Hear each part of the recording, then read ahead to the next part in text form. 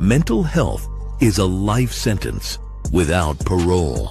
Too many of us carry invisible wounds, trauma, loss, shame, and silence. I created the Crawl, Walk, Run podcast to break that silence, to give a voice to the voiceless. This is not just a show. It is a platform, a place where authors, veterans, first responders, survivors, and everyday people can share their truth without fear of judgment. We crawl through the darkness. We walk toward healing, and we run into purpose. Together, we will build this community. This podcast is about resilience, about stories that matter, and about reminding the world that your voice could save someone's life. I'm your host, Stevo, and this is Crawl, Walk, Run. Born and raised in Iowa, Jeremiah J.J. Hardy has dedicated his life to service, leadership, and helping others discover their purpose. Beginning his military career as a private, J.J. rose through the enlisted ranks from E1 to E7 before earning his appointment as a U.S. Army Warrant Officer. During 18 years of military service, including 3 combat deployments to Iraq, he served as a transportation leader, gunner, assistant convoy commander, and mobility expert supporting soldiers and complex operations around the world. After the military, J.J. faced the same question many veterans encounter: what's next? That journey led him to found Victory Leadership Coaching, where he now helps leaders, entrepreneurs, and organizations build stronger teams, communicate more effectively, and lead with confidence and accountability. As the creator of the Voices Leadership Framework and author of Speak Up, Show Up, Led, J.J. shares practical leadership lessons shaped through service, adversity, and personal growth. Today, as a speaker, coach, husband, and father, Jeremiah J.J. Hardy continues his mission of empowering others to lead with purpose, take ownership of their actions, and create lasting impact in the lives of those they serve. This is Jeremiah J.J. Hardy, veteran, author, speaker, leadership coach. Leadership isn't about being in charge. It's about taking care of those in your charge.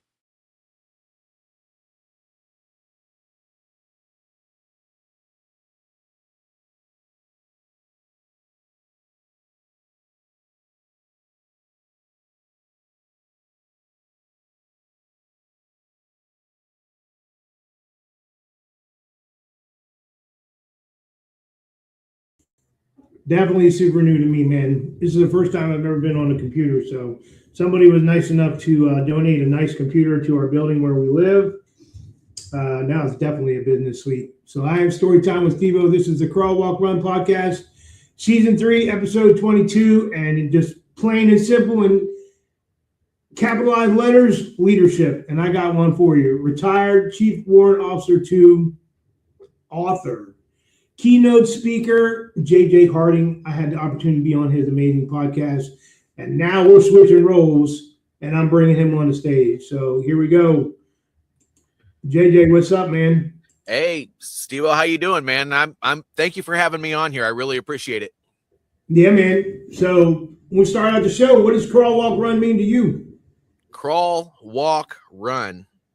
So what Crawl, Walk, Run means to me is it's the process of becoming good at anything.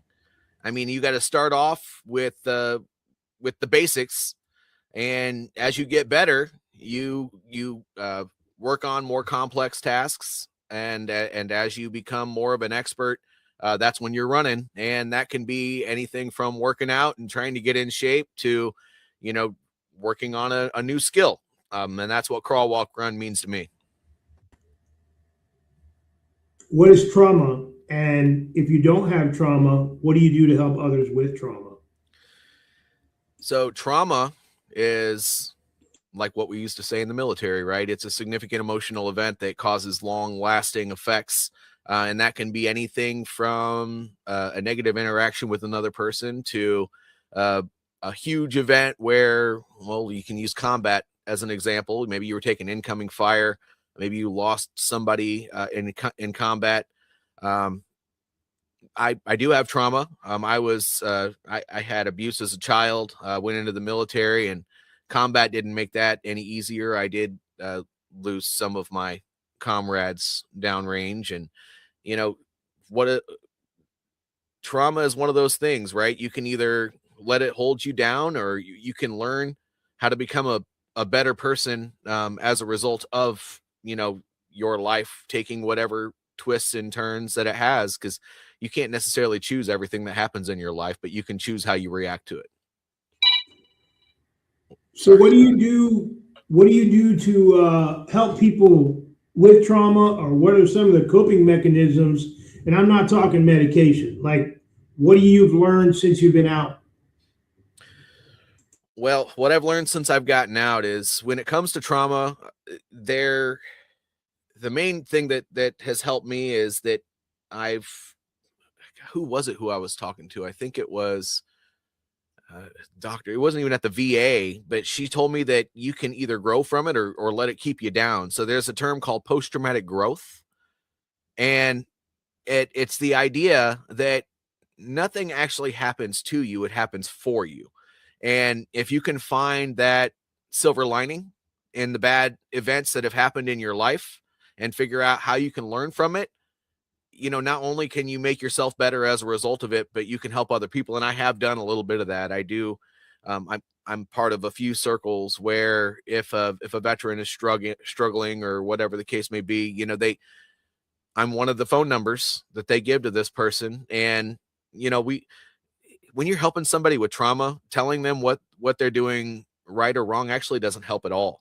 Confirming the things that they say and just listening to what they have to say and confirming that they are important. I think those are the most important things. And once they can get past whatever immediate struggles they have, teaching them those concepts in post-traumatic growth really does help out a lot. What was your military transition like?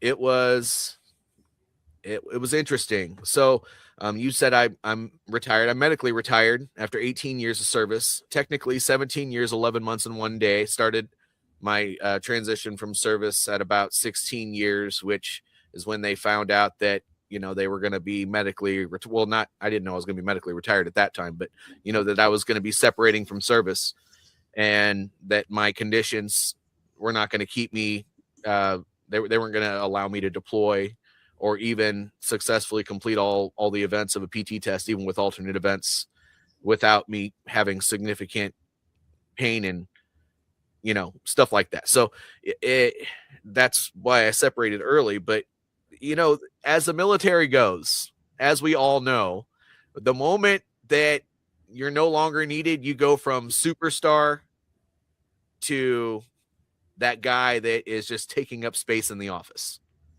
And they definitely, not intentionally, but they treat you that way. Well, we can't rely on this guy because he's going to be gone and we don't know what that timeline looks like. So that was the hardest thing because I had always been a high performer. I mean, I made E7 in 9 years. I went to Warrant Officer school shortly after I made Sergeant First Class. And, I got picked up for that. And, my plan was I'm going to be a CW5. And, obviously God has other plans for us, and the military definitely has other plans for us sometimes, whether we like it or not. And so that was interesting. I started, I already had some migraines and some anxiety and stuff like that. But when you're busy, you don't see those things. You're able to work through it. You're able to, ignore it. But when things slow down, you can't ignore it anymore. It comes to the forefront, and it definitely did during that last year that I was in the military. And it showed up even more once I took off the uniform. And to be honest with you, it took me a couple years after I got out of the military to pull my head out of my third point of contact, as we all say. And when I did finally, come to terms with everything and start to move forward, it actually wasn't the conversation with my friend, the psychologist. It was I was home visiting. I lived in Virginia at the time, and I went home to Iowa to visit. And while I was home, my brother, who was only 35 years old, passed. And he passed in his sleep. And, it was an eye-opener. Everyone around me at that time, death is hard, but I had already dealt with a ton of death, just like you have dealt with a ton of death. And so, yeah, I was struggling. I mean, when I responded to it and went to the house, I put my fist through his wall because the police wouldn't let me go into where he was and respond to it physically. But when it was all said and done, nobody else would do. I mean, there are things that have to be done when somebody passes, and there are clerical things, and there's a service that has to be coordinated and all that other stuff. And nobody, they all froze.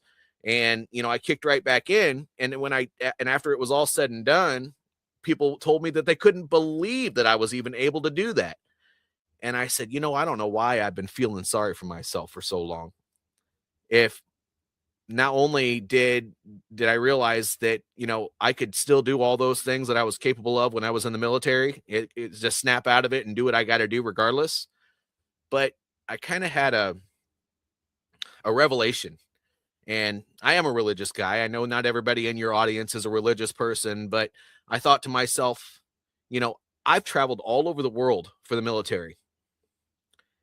My brother stayed in Iowa, except for maybe to come visit me a couple times, for his whole 35 years of life. And the Lord brought him home very, very early. And I'm still here at the age of 38. Why is that? Obviously, God has plans for me. And so I started to take a deep dive into what I wanted for myself, how I could help other people, and all that other stuff. And ever since then, I just kind of feel like a different person because, life isn't about me. If you're woe is me and all the time, actually, whether you realize it or not, it's a selfish thing, because there are other people out there that, no matter what your situation is, actually do care about you. And if you don't feel like you have a sense of purpose anymore, focus on them. When you focus on yourself, you're going to see all kinds of bad stuff. But when you focus on other people, it gives you a sense of purpose. And that's kind of what got me through my transition. I worked for a few years for other companies, and, the leadership skills that I learned in the military, they were amazing. And I didn't know it, because we all know what military leadership feels like when you're there. All the formations and, having to get up early in the morning, and someone screwed up. And so everybody has to go to the motor pool or the barracks, or show up in the sergeant major's office because, one of your soldiers did something crazy, or whatever the case may be. But, at the end of it all, it's a lot more organized than the civilian workforce. And we care about each other a lot more than anybody cares about each other in the civilian workforce. And so there are some lessons to be learned there. And I helped a couple organizations succeed in the job that I was doing in my last role. When I was a safety manager, I actually developed a leadership development program for the organization that I was working in. And then because I didn't have a master's degree, they hired somebody else to finish to manage it from that point forward after I made it successful. But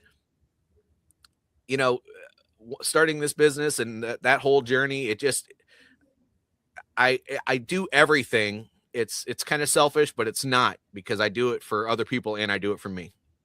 Yeah, you don't need a master's. You have experience and leadership from the battlefield. Yep, that's right. So the next question, you just basically answered it, but when I was on your podcast, we talked about military, corporate, and sports leadership, and then there's 850 different definitions of leadership. My leadership is crawl, walk, run, coach, teach, mentor. Just instead of that long definition they instill into you, when someone says to me, Steve, what is leadership? Crawl, walk, run. You start as a follower, you end up as a leader. So, JJ, what is your definition? Because you're like the subject matter expert. You're a leadership coach. What is your definition of leadership, man? Well, for the longest time, I continued to use the definition that the military gives us for leadership, which is providing purpose, direction, and motivation while operating to accomplish a mission and improve the organization. But when you really dig into it, purpose, direction, motivation, it's about getting through. And when you're a leader, it's not about you. You have to develop those skills in yourself, but you do it for the purpose of serving others. So I'm a firm believer in the ideal of servant leadership, which is where you place the needs of other people before your own, and you help other people do what they got to do. And when you can do that, life looks different.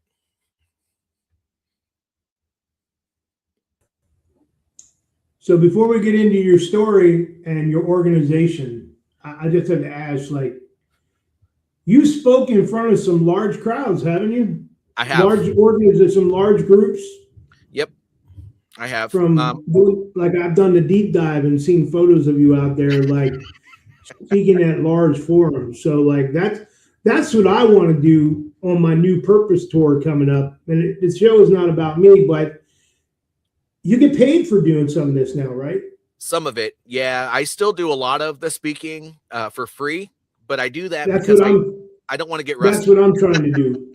I'm trying to go out there and speak freely to transitioning soldiers, And I think, with this new generation, there's none of them coming out and talking about what's going on. Like, I want to say there's a few Vietnam veterans out there, but not a lot of Desert Storm. I'm a Cold War era, so Desert Storm, Desert Shield, but you have the GWAT and the Afghan, trying to help people that are transitioning because, like, man, the transition sucks.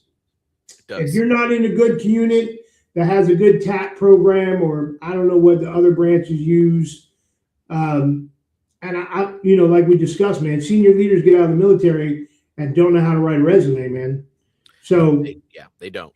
They're good writers, but yeah, but and it's not even the. And I know we talked about this on your on my podcast as well, but it's not even that they can't put what they did into words, but it's putting into words in the civilian language so that they can sell themselves to these civilian organizations is what they have a hard time with. So before we get into, well, I'm going to leave that last because I got your books here, but okay. Why don't we talk about, we don't need to talk about Private Hardy. We need to talk about, like, you're a Sergeant First Class, you transitioned to be a warrant officer. A lot of people don't know what warrant officers are in the civilian world because now, we branch out to the civilian side because there's a lot of people out there struggling with leadership. And I would rather listen to someone that has skill like you instead of a textbook knowledge person that went to college. So the floor is yours for the next 25, 30 minutes. Okay. So let's knock it out, man. Welcome to the show. Yeah. So you want me to talk about leadership specifically? Is that what you're talking about, or what are we going into? My story, or yeah, let's talk about your story and then go into your leadership, and then when you start speaking about your books, I'll pop the books up. Okay. Well, so I started a business. The business is called Victory Leadership Coaching, and I mentioned that I created a leadership program at my last organization that I worked for. As a safety manager, but it all boils down to noticing a pattern, and the same pattern happens in the military, but we have a fix for it. And in the civilian workforce, unless you have a really large company with a lot of assets and people in the right positions to make sure it's being completed, it's not done. And the problem that I noticed is that people get promoted, high performers get promoted to a supervisor or management position, and they're basically told, okay, you wanted it, you got it. These are your people. This is what you're responsible for. Go after it. And then that's it. There's no professional development. There's no tips, tricks, or anything like that to help them be successful in their role. The things that they do teach them is, okay, these are the spreadsheets that you need to look at. These are the metrics that you need to pay attention to. And this is what I need you to report to me every day. But true management skill needs leadership. And the military has that. I served in the Army, so I don't know what the schools are called in the other branches, but back in the day it was PLDC. And when I went through it, they just transitioned from PLDC to WLC, which is Warrior Leadership course, and Warrior Leaders course. And they teach you all the basic stuff that you need to know. And when you go up in rank, or if you're a civilian listening here, when you get promoted to the next higher position, maybe it's an actual manager of managers or a director, or whatever the case may be, in the military, there's another, when you get those promotions that are similar, there's another course for that. And not only do you practice it and learn those skills, but you have to write papers, you have to give presentations, and you do all the things to make sure you understand the concepts. And then they put you back out into the job when you get done with the school. In the civilian workforce, they don't have any of that stuff, or most companies don't have any of that stuff. And so that led me to Victory Leadership Coaching. And that's what I started with. Was I created it's a course, which I put it out there as a course first, and I sold some, but I didn't like it. And but it was to solve that problem. And so now I still teach that same program, but I do it as a coaching program. And so, yeah, I have all my pre-recorded videos and stuff like that. But what's really cool about it is they learn the concepts. I give them 1 week at a time, and then we come back and we talk about it. And so you talked about the teach, coach, mentor model. Well, that's kind of what I like to do. They learn the concepts in private. I coach them through it when they come together with me. And then after we're at the end of the course and I've coached them through all the concepts that they learn in these programs, I check in and I make sure that as a mentor, I'm able to have further conversations with them and let them know that, yeah, they're not paying me anymore, but I'm here for them, because, I want people to not feel like they're on an island. And without proper leadership knowledge, I truly feel like it makes the entire workforce struggle. It doesn't just make that manager struggle, which that's why there's such a high manager turnover, but it also makes everybody that works for that manager and with that manager struggle as well, because there's teamwork. When you become a manager, you're just a member of the team in a different capacity. You're responsible for more stuff, but at the end of the day, you're still just a member of the team. You step in when you need to help, but otherwise you kind of stand back and take an overall look at the battlefield to figure out how you can support people on a daily basis, and then you report that stuff up higher. So, that journey has been interesting for me. And by the way, if anybody does not already know this, being an entrepreneur is no doggone joke. It is. I know you kind of keep foul language out of this, but it's a real crap show. So, you are learning things on the fly more than you ever did it when you were in the military, trying to figure out new concepts every day, trying to keep up what's changing in the market. And now with AI and all that other stuff, it's awesome and it's terrible. JJ. Yes. Look at the background. Okay, so it's a shit show. Yeah, man. Yeah, you do what you got to do, man. This shit is raw, man. Okay, sweet. But that's kind of basically how my journey went. And yeah, I did go from enlisted to officer, to warrant officer rather. And for those of you out there who do not really understand what purpose a warrant officer serves for any organization in the military, they are, unless you're a pilot, which you still kind of are a subject matter expert. A warrant officer is a subject matter expert in a chosen field. And a pilot, they can go straight from high school to flight school, as long as they test and qualify and all that other stuff. But most warrant officer positions in the military are people that served in leadership positions in whatever field they're going to warrant officer school for. And then they're just learning the concepts that they need to know to perform it at a higher level. And so that's what I did. And I served, and I was in transportation. So my actual job was an 882 Alpha, which is a mobility warrant officer.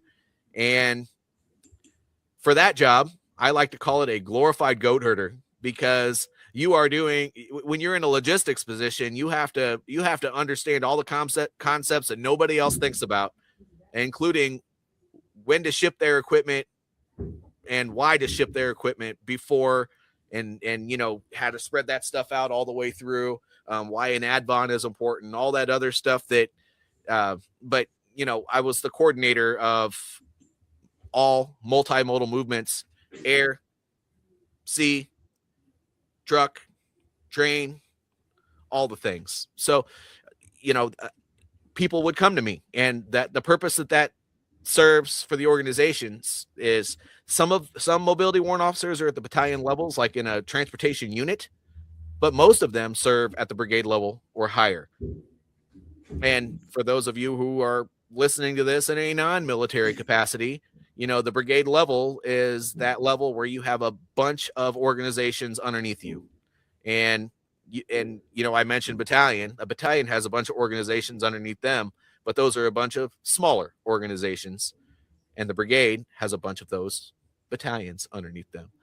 So JJ, we're going to go to commercial break. Okay. We'll go commercial break. I'm going to drop you down so that you can get yourself together, get some drink or something. Sure.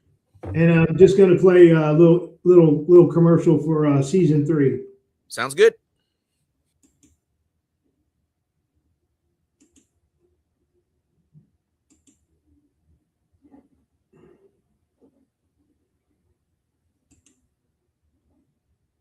We were trained to endure, to adapt, to overcome, but nobody prepared us for what comes after the uniform comes off.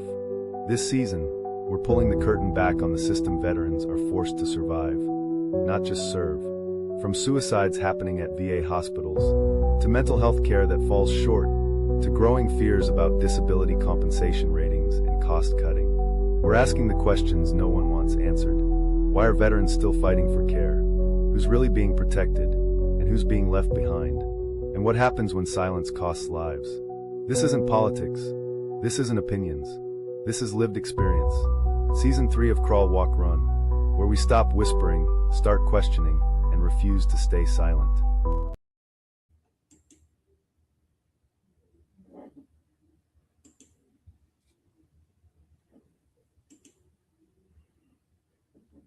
So JJ. Yes, sir. We're back, man. Sorry about that. I just wanted to go to commercial break. No, that's fine. Yeah, I was just before break, I was explaining what a warrant officer is and what I did as a warrant officer.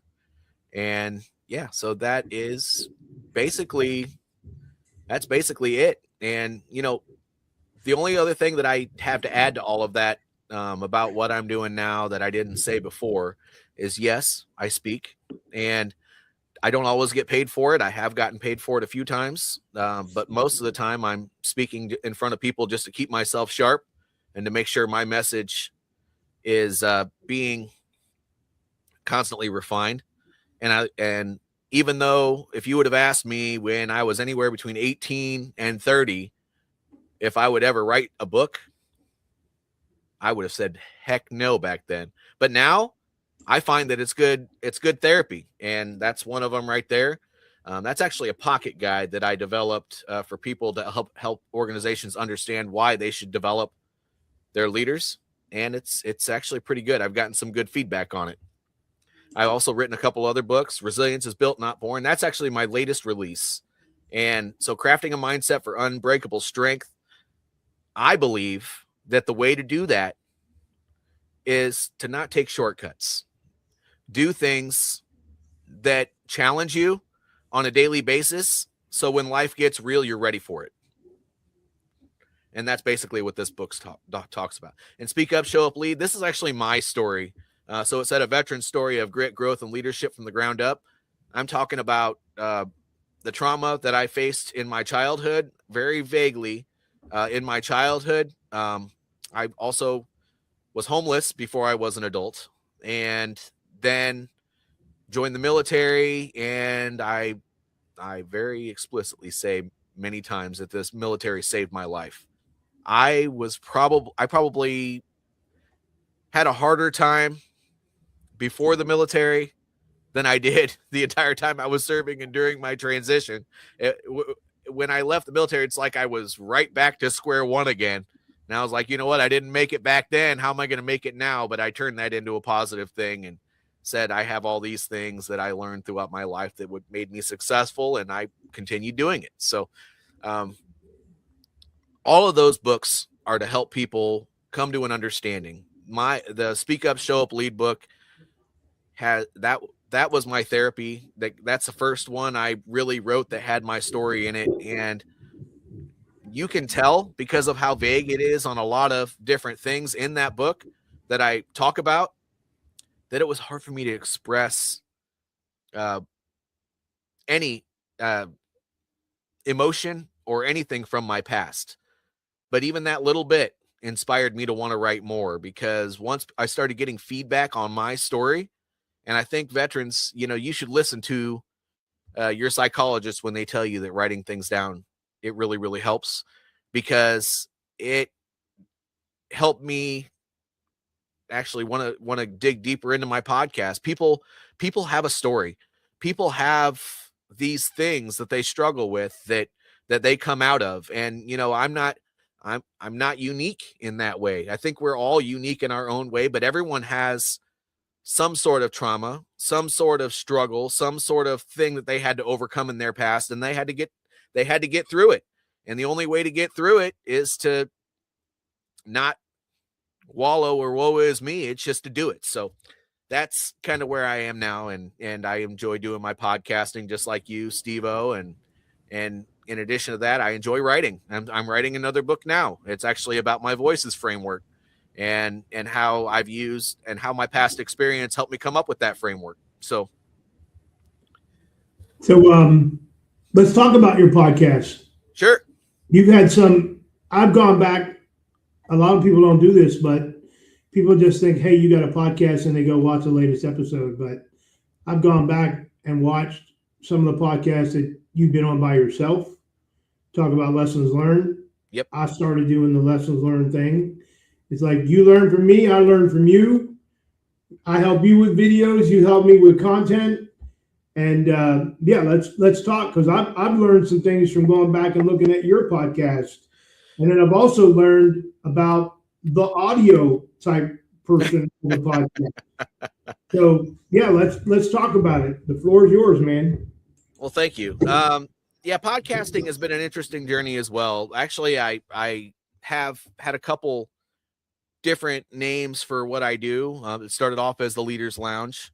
Then I called it the Warrior Veteranpreneur Podcast. Just like anything else, I've taken a pivot on that a couple times. Now it's called Speak Up, Show Up, Lead. And, because I put my authenticity out in my book, I wanted to keep it that way. And when leaders speak up, that's how they learn. So as far as podcasting and that journey for me, I started off, my goodness, if you really did dig into my videos, when I first started, I felt like Ron Burgundy after he won his, not Ron Burgundy, what's his name?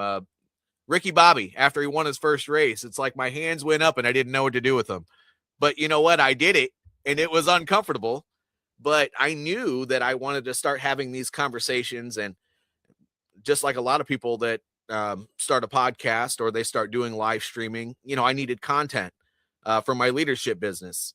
But it turned into more than that as I started getting into it, hearing other people's stories, hearing other leaders that are passionate about other people talk about what they do and all that other stuff. It's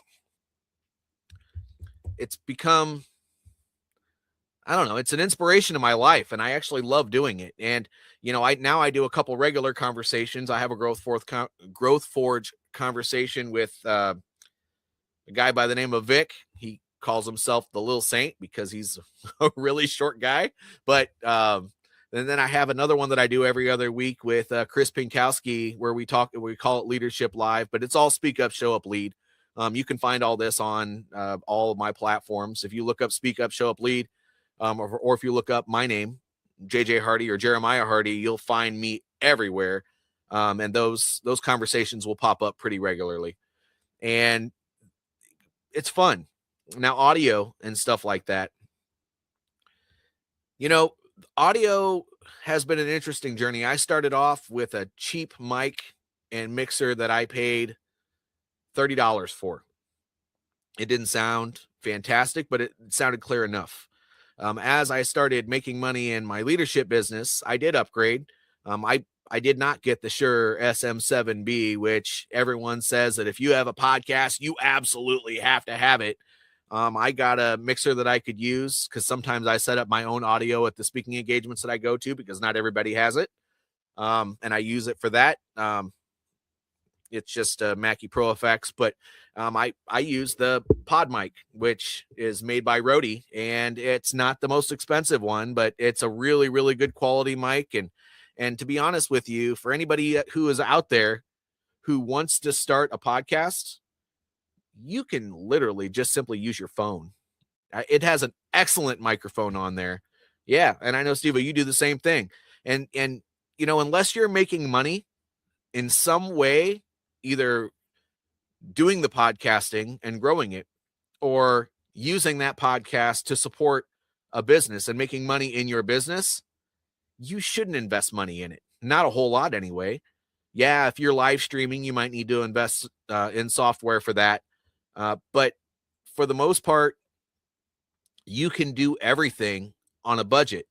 And if you have any kind of a thing that you're trying to grow on social media, whether it's a business or a podcast or anything, and you're spending money out the nose, but you're not getting anything in return, is it really a wise business decision? So just make sure that it's doing what you need it to do. If it's a hobby and you have some extra money to spend, I mean, get a mic, don't get a mic, do what you got to do. I mean, that's completely up to you. But if you quit your job and you're trying to use your podcast to support a business or whatever the case may be, definitely do it on a shoestring budget, and it's taken just as seriously, and it's not super difficult to do. So I say if you're getting into podcasting, you need to be creative. Yes. You can't just have like the same background, two people on a screen. You got to like learn, you know, and it don't come overnight. No. You know, and I'm amazed that I'm sitting here playing with this computer. Usually I'm like, you can see me going like this on the phone, you know, and people are like, yeah, you need to like work on that, man. That's all part of rehearsal. But like, I'm learning as you're talking on the computer. I've never done a podcast on a computer before. And man, sad that I have to leave here in October, but I'll be out on the road with this, and I'll be out on the road with this right here. This is my podcast. This is my podcast, but it's about creativity. If you know how to like make it flow and talk, and it's not like being pretend, man, or being like robotic or anything. You got to be very raw. So I appreciate everything that you're doing in the veteran community. And as long as this podcast reaches one person that's out there listening, you know, I truly believe like someone's out there looking for some type of leadership knowledge, you know? Yeah. Yeah. So, they are. We spoke about military, corporate, and sports leadership. Yes. You speak about all three when you talk? I talk about how military concepts can benefit the civilian world. I would say that sports leadership, first responder leadership, and military leadership, they're all very similar. Okay. They involve a lot of selfless service, and, you know, When you're a quarterback on a football team, it's not about you. It's about how you support the team. When you are a military person, it's the same thing. No general can do anything without his team, without his division, without his. I mean, he doesn't do all the work. He just makes sure that he's setting the tone and making and putting out all the right orders so that people can do what they got to do. But he doesn't micromanage that. He doesn't know all the work that goes in. Well, he probably does because he used to do it when he was a younger person. But he doesn't understand all the work that goes into doing the work to prepare the operation for the orders that he puts out. He just knows the planning that goes on that he's involved with, and he's not supposed to. If you're micromanaging anything, then you're not allowing people to grow as people, and military is all about growth. And the same thing in the police force. You can't manage an officer while he's out there protecting his community. You just got to train him the best you can and hope that he goes out and does the right thing. And so when it comes to military leadership and sports leadership and first responder leadership and how they benefit the civilian workforce, well, I believe the civilian workforce operates on a WIFM model. What's in it for me? And a lot of people, they try to protect their job, and that's if you're holding stuff close to the chest because you're not wanting other people to get involved in what you do, even though you have a team, and your team members are struggling every day. You don't communicate with them the way you should, and all that other stuff, and the operation starts to fall apart a little bit when you go on break on a leave or whatever the case may be. Yeah, you might protect your position, but I believe true leadership, and this benefits the civilian community completely. True leadership is when you train your people to do their job, and you cross-train people to do other jobs.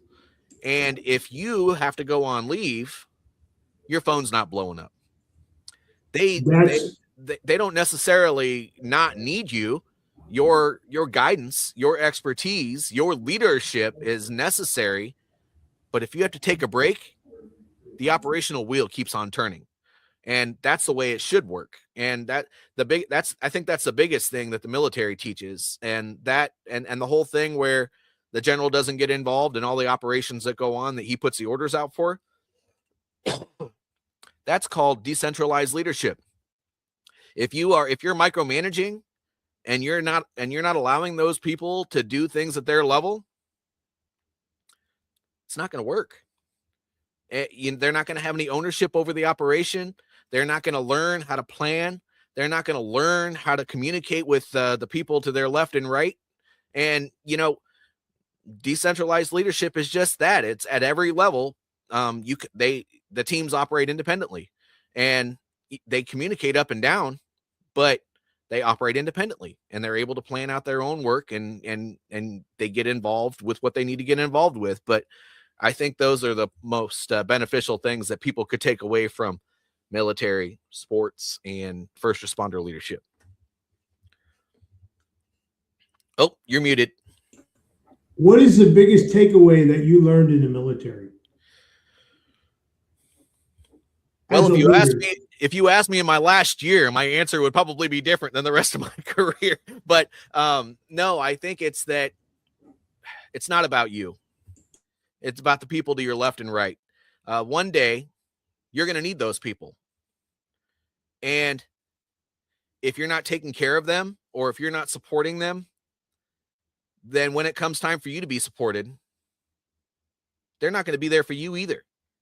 They might be there. They might support you to the extent that they need to out of, their rank obligations, but they're not going to do it to the extent that they would have if they know that you were there for them as well. So it's a very trust-based environment. And I think that's another lesson that civilians could learn as well. I believe that's probably the biggest takeaway from military leadership.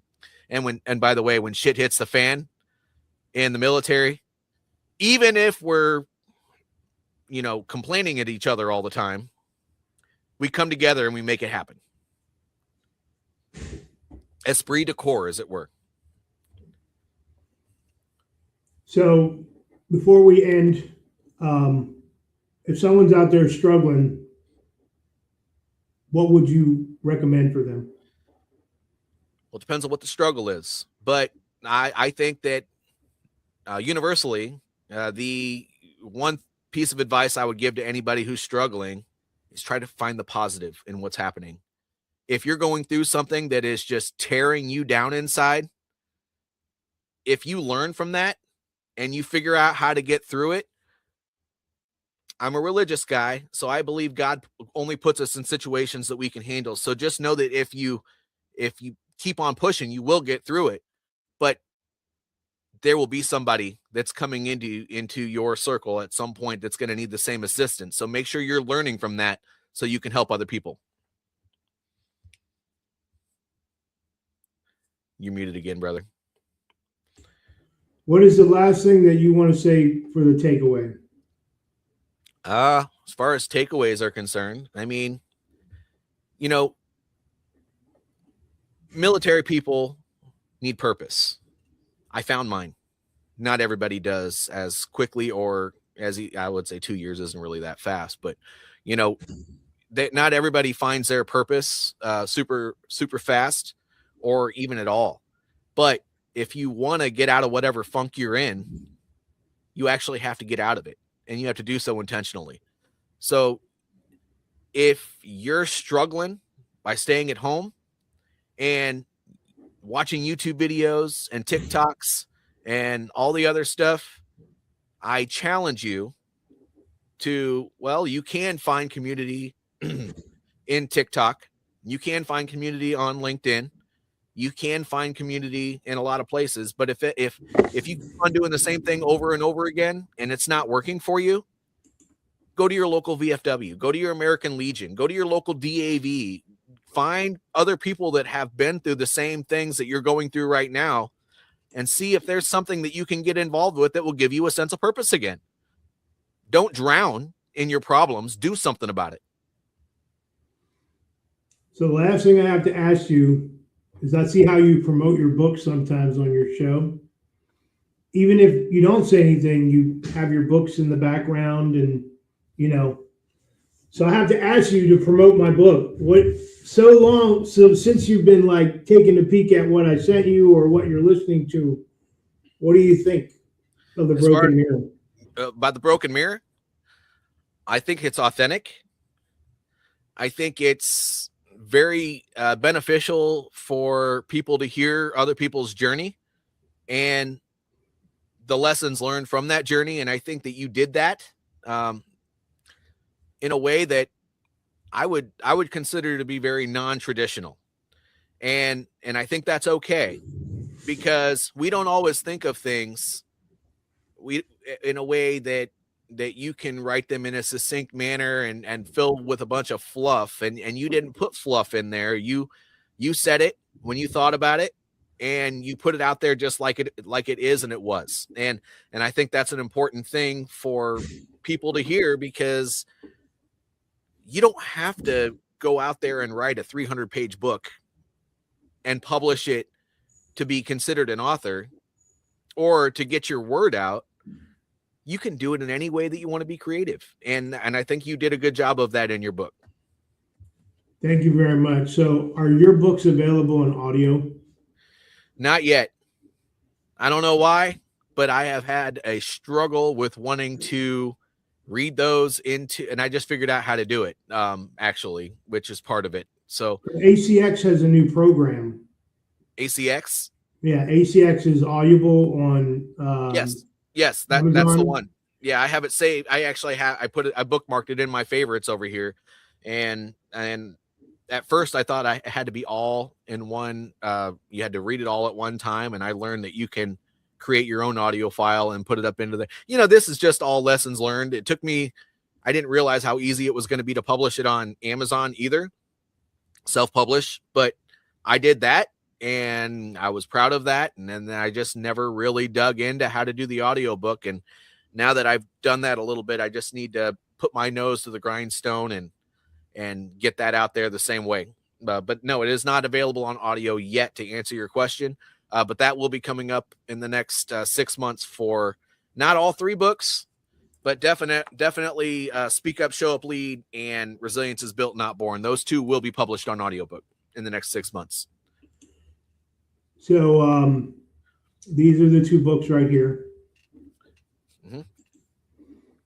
Yes. I want to thank you for being an amazing guest and being an amazing leader out there and leading from the front. And you are a subject matter expert, because some people go, oh, I'm not a subject matter expert. You said this is why you're a subject matter expert. You know, I have had to become a subject matter expert in a lot of things.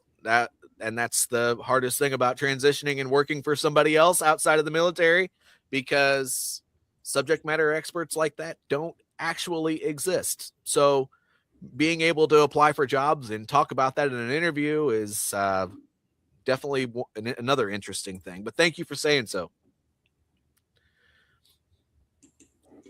Yeah. So I'm going to close, and I appreciate you coming on. When this downloads, I'll send it to you. Not tomorrow, but next Wednesday. This will stream, and it'll be on like YouTube, Spotify. I'll send out some shorts to you, and we all learned that shorts are the big thing. Yes. Shorts are the catchers. So anybody out there listening, Storytime with Stevo. Thank you, JJ, for coming on. Thank you for having me. I'm going to send you down to the studio. You could clock out, check out, and I'll get with you in a little bit. Love, peace, and joy, man. Thank you for coming on, brother. Thank you. All right, man. Thank you for your amazing leadership. I appreciate you taking the time to have me on here and let me share it with your audience. Yeah, man. Thank you, brother. Bye. So I am Storytime with Stevo. That was an amazing guest. And he's starting to be like an amazing friend. So I may have to link up with him when I go out and do my purpose tour, and maybe link up with him and go out and actually watch him speak, so that I can learn, being an Army instructor and speaking to 200-300 people that are deploying, telling them that they probably might not come back. What is your purpose? Mental health, suicide,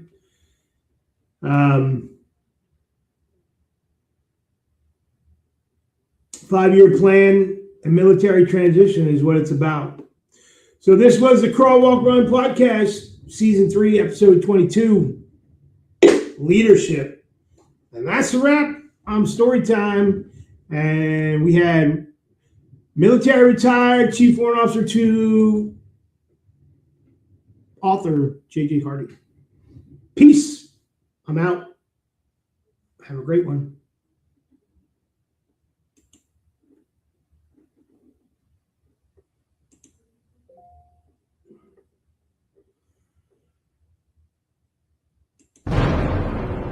You get out of the military, and no one tells you how to write a resume. You are handed a DD Form 214, your certificate of service, and suddenly you're on your own. I am William A. Stevens, Jr., a retired United States Army Field Artillery Sergeant First Class, and I know exactly what it feels like. I am also a 3-time award-winning author and an Eric Hoffer Book Award winner in 2025 for The Broken Mirror.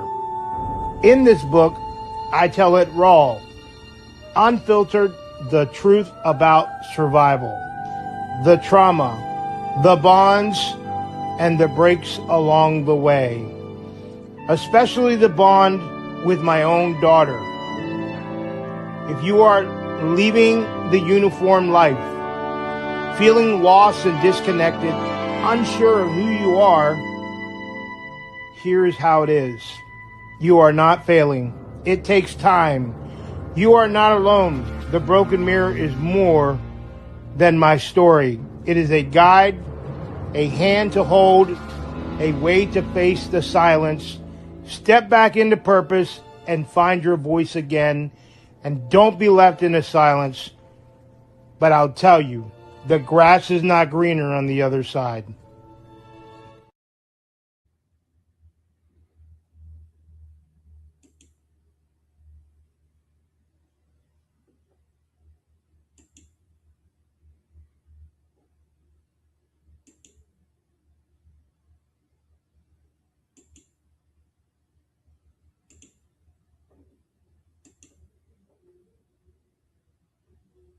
Crawl, Walk, Run has been brought to you by Storytime with Stevo. And speaking for the once in silence, we are the voice of the unheard. If you have a story, please reach out. Till next time.